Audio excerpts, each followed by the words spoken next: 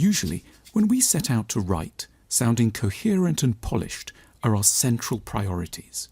We may think hard before setting anything down. We keep an eye on spelling. We may go back and correct words that feel not entirely right, all in the hope of eventually reaching a point where what we have articulated seems accurately to reflect what we truly think.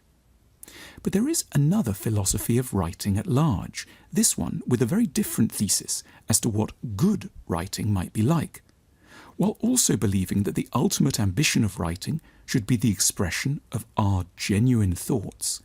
This technique proposes that our best chances of reaching such thoughts lies in making every effort not to think too much, not to agonize about every word, not to go back and correct anything, and instead just to write down everything that comes into our minds the very moment it does so, without any interest in seeming logical, elegant, clever, or even very sane.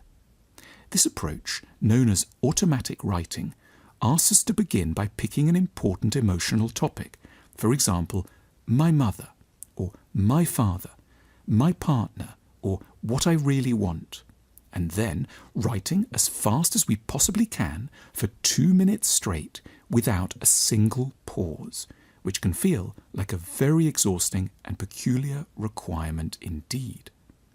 When we stand back and read what has tumbled out of us, our feelings about our parents, partners, or desires may emerge as really very different from what we had presumed.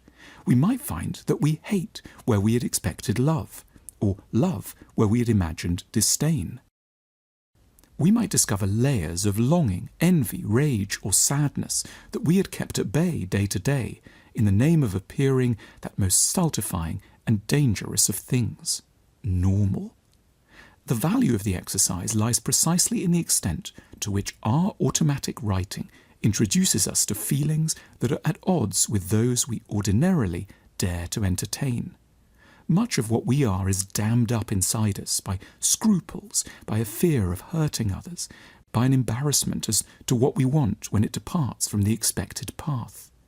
Yet this neglect of our true selves is also what powers our anxiety, irritability, insomnia, and depression, all of these species of revenge for the real thoughts we've been so careful not to allow into our conscious minds. Automatic writing will not make us into great writers, but it will do something far more useful still. It will liberate us from some of the insincerities that are making us more troubled and restless than we should be. Our chaotic, intense 2-minute essays will help us to meet the person we have been but were too scared to get to know all along.